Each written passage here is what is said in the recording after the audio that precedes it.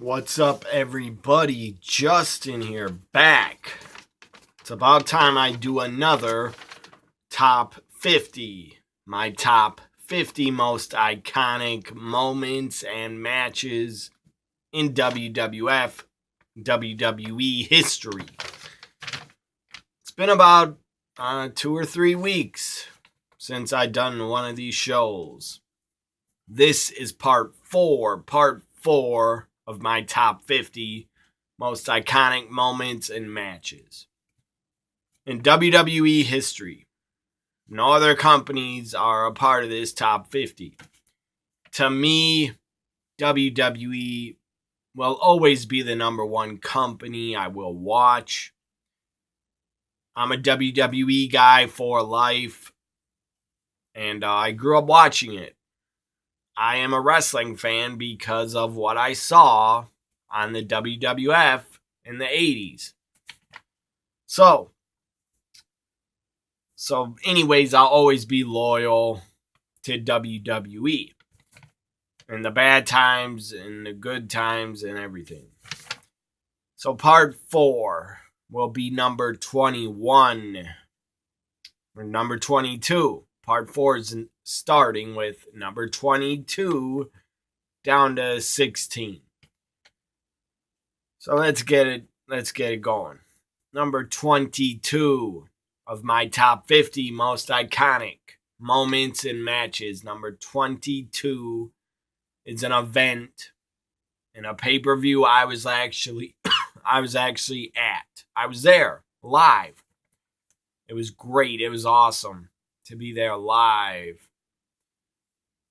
Just such good memories I have of being there live. King of the Ring, 1996. King of the Ring. I was there live. Had pretty good seats. Was not on camera, but that's okay. Who cares? I had a great time. I was 12 years old. I had a great time at King of the Ring 96. And history was made at King of the Ring 96. Number 22 is King of the Ring 96, and Austin 316 was born. Austin 316 was born. The Austin 316 promo he cut on Jake the Snake after he won the King of the Ring. During the King of the Ring, after Stone Cold's first match with Mark Merrow, he actually got kicked in the lip and got cut and needed like 12 stitches or like 9 stitches. Had to go to the hospital and actually came back to win the King of the Ring. The rumors were, I guess, Triple H, Hunter Hearst Helmsley was supposed to win the 96 96 King of the Ring. And he didn't win it because of the curtain call. If you don't know what I'm saying, you don't know what the curtain call is, well, then you don't know what it means. Look it up. So Hunter Hearst Helmsley was not your 96 King of the Ring winner. It was Stone Cold Steve Austin. Cut a legendary promo and ripped Jake Roberts and says, well, after his promo, he says, well, Austin 316 says I just whipped your ass. And the crowd popped. And that was a pretty, I don't know, ahead of its time promo. I don't know what to call it, but it was a great promo. It went down in history, one of the greatest promos of all time. Number 22 at King of the Ring 96, Austin 316 is born. Number 21. Number 21, Bret the Hitman Hart's WWE return in 2010. Bret Hart returns to the company, buries a hatchet, shakes hands with Shawn Michaels. They even hugged. I don't know if Sean and Brett are close now. I don't know if they will ever be good friends or close, but who cares? At least they buried the hatchet. That was good to see. As a fan, it was great to see Bret Hart get welcomed back, be brought back. It was great to see. He deserved to be brought back. Yeah, he did get screwed, but I say Bret and WWF and Vince, both sides are to blame for the screw job, in my opinion. So Bret Hart's return in 2010 is number 21. Number 20. Number 20. Number 20 basically is an entire decade. This is my top 50, by the way, most iconic moments and matches. Number 20 is the 1980s, the decade of the 1980s. Especially after Vince McMahon Jr. took over for his father, bought his father out.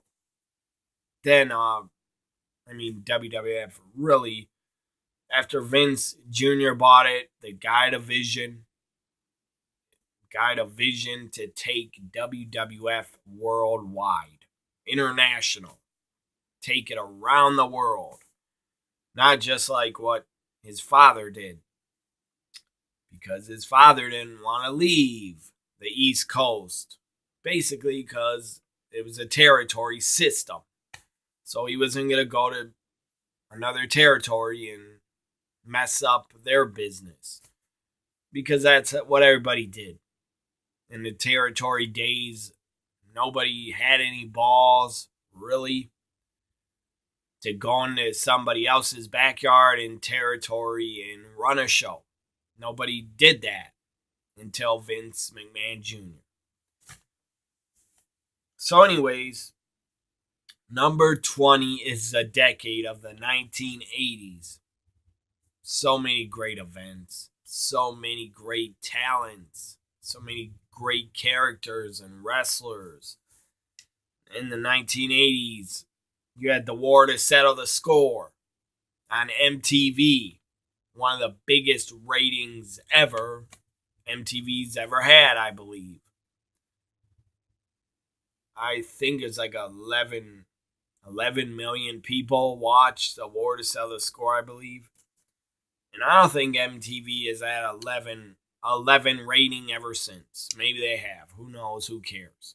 I don't watch MTV. MTV sucks nowadays. In the 90s, it was good.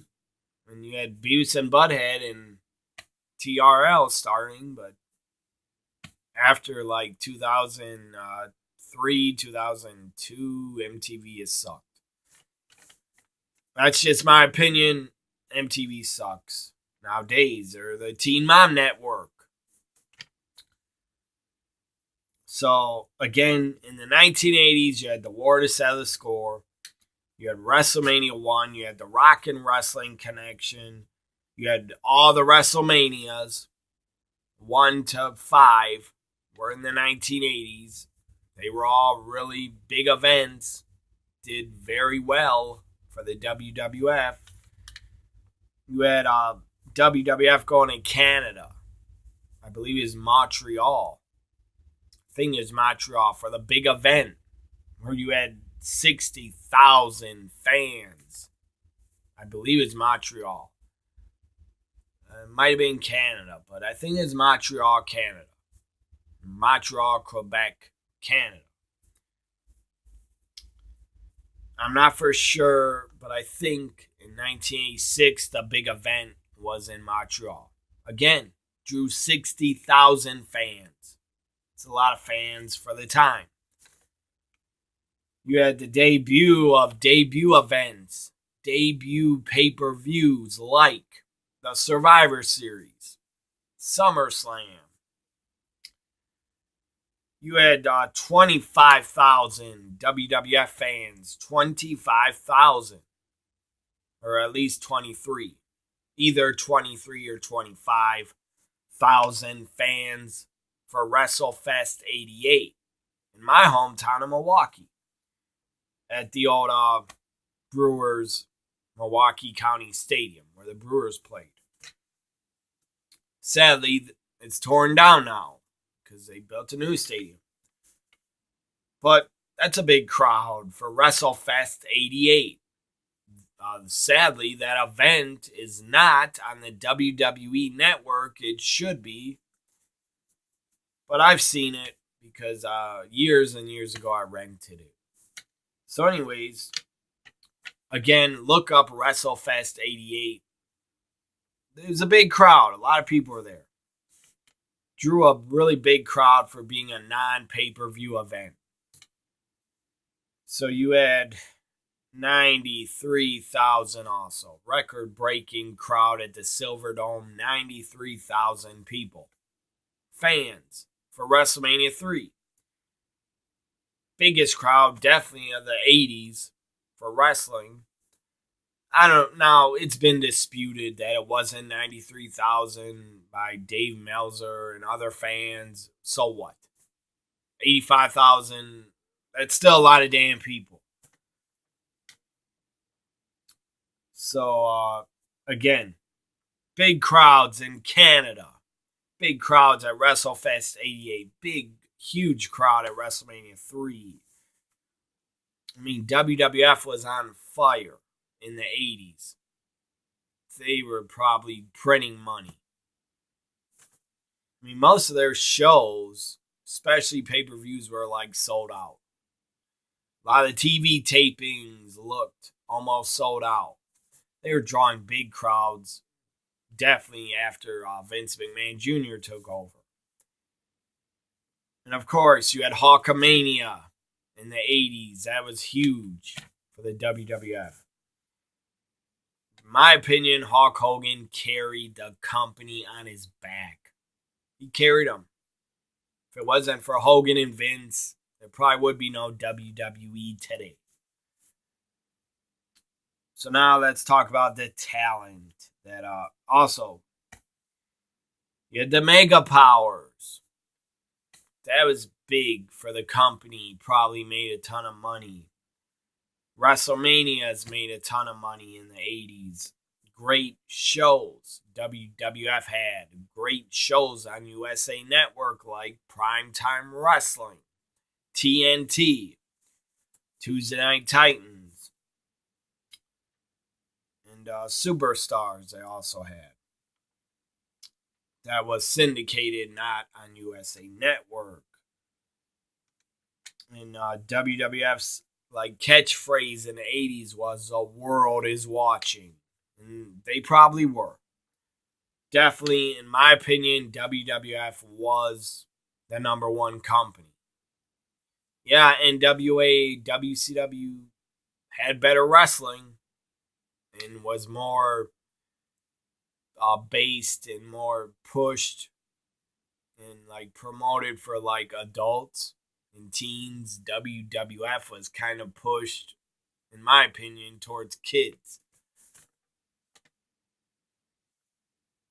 But still, they did some shocking storylines in the 80s for the time. Does anybody remember Rick Rude getting his trunk tights ripped off? I don't know if the guy was naked, but probably had a jock strap on. But still, they blurred it. That was pretty edgy for the time. I can't think of really anything else that edgy. Except Rick Rude getting his trunks ripped off and pulled off in the ring in front of a crowd. And I'm sure there were children there. But the crowd's like screaming and laughing. It was pretty funny. Go try to find a clip on YouTube. You'll laugh. Trust me, you will have a good laugh at Rick Rude getting his tights ripped off. And he was like stripped naked. So I can't really think of anything else that edgy except that. But they did some edgy stuff. So now the talent. WWF had so much talent. Macho Man Randy Savage, Andre the Giant. Even though Andre was broken down, it didn't matter. The guy was a huge, huge star. They got talent from Vince, took the best talent from all the territories. And I don't blame them for going. Why wouldn't you want to go to New York and work for Vince? I mean, you had Macho Man, Andre the Giant, Ted DiBiase, JYD, Jake the Snake, Rick Rude, Roddy Piper, Greg Valentine, Hacksaw Jim Duggan, Demolition. Hulk Hogan jumped from the AWA to WWF in December '83.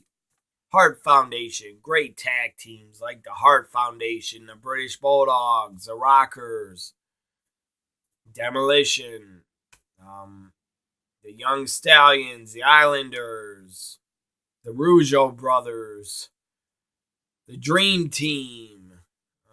Trying to think of more teams. Powers of Pain. The Bolsheviks weren't that good, but I like Nikolai Volkov. So many damn good tag teams in the 80s in the WWF. So number 20 is the decade of the 1980s. So I covered mostly from when Vince Jr. took over. So number 19 is Ronda Rousey's WrestleMania and wrestling debut. At WrestleMania 34, Ronda Rousey made her WWE debut, her WrestleMania debut, and she was great. What she did in that match, I thought it was fantastic. I thought it was great. She deserves credit. Ronda Rousey in the ring is a fucking natural. She is a natural. And I know she's left after WrestleMania 35. She has a badly broken hand. I believe she's going to need surgery, but I hope she comes back. I know she wants to start a family, but I hope to see Ronda Rousey in WWE again. Either in 2019 or 2020, I hope to see her. Because she is damn good in the ring. And she's legit tough. And she can be pushed and looked at as a serious threat to anybody that's women's champion when she comes back. If she comes back, I hope she does. It seems like she really loves the business. I mean, after WrestleMania, I watched her YouTube channel. She's backstage after WrestleMania giving hugs to Triple H. A really long hug. Giving a hug and a kiss to Paul Heyman. And just giving a lot of people love backstage. Even Liv Morgan was like jumping on Ronda's back. And Ronda was giving Liv Morgan love. And Liv Morgan was like saying to her, I want to come in your dressing room. Ronda said, come on in. I don't care. So, my opinion, I don't think Ronda has any type of ego backstage. She is so goddamn good in the ring. And on camera, I hope she returns. Because she's really good. Like her or not, inside the ring or outside, if you don't think Ronda's good, you're blind or you're just a hater. So again, number 19, Ronda Rousey's WrestleMania and wrestling debut at WrestleMania 34. Number 18.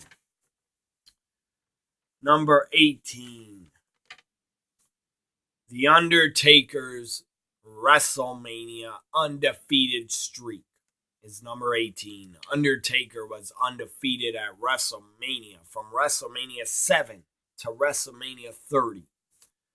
That's insane to think about.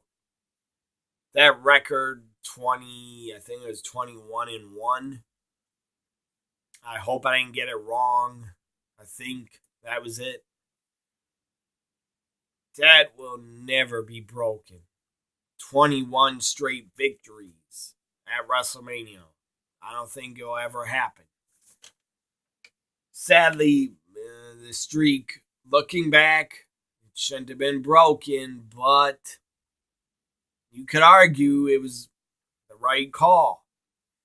Because later on at SummerSlam, Brock did go on to win the title, the world titles. So it could be argued both ways that the streak shouldn't have ended and that it helped Brock and push him big time. But The Undertaker's WrestleMania streak, again, WrestleMania 7 to 30, is my number 18 most iconic moment. Number 17. Number 17 is recent. It just happened 7 nights ago, a week ago. Number 17 is the women's WrestleMania, first ever women's main event at WrestleMania 35. Did the match have a botch at the end with the 3 count? Yes, but who cares? Nobody will remember that. In a month, nobody will. Becky's a champion. She's a double champion. That's all anybody should really care about. Botches happen. The referee botched, in my opinion. The plan was for Ronda to get pinned by Becky. That was the plan. Backstage, that was the decision. At least that's what I heard. And I'm not going to say where I heard it, but it's from a great source. So, Becky was planned. The plan was for Becky to pin Ronda. Yeah, the referee botched, but so what? The match was still good. It was hard hitting. All 3 women did very well. And they all deserve to be in the main event. So number 17 again is the women's first ever WrestleMania main event at WrestleMania 35. Number 16. His debut was so damn good. I thought it was perfect how he debuted. Not how he was used at WrestleMania. That was not good. And that still pisses me off.